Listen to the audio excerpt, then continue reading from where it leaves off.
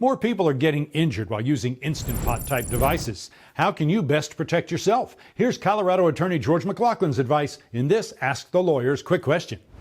Never assume that if you're using a pressure cooker that the indications that it is not under pressure are accurate. What if there's a mistake? You should wait a significant time to let the pressure dissipate. You should be sure it is indicating that there is no pressure. And if it has a pressure relief valve, and they all do, before you open it, check that pressure relief valve and see that it is open and be sure that there's nothing coming out, no steam, no sound, no hissing.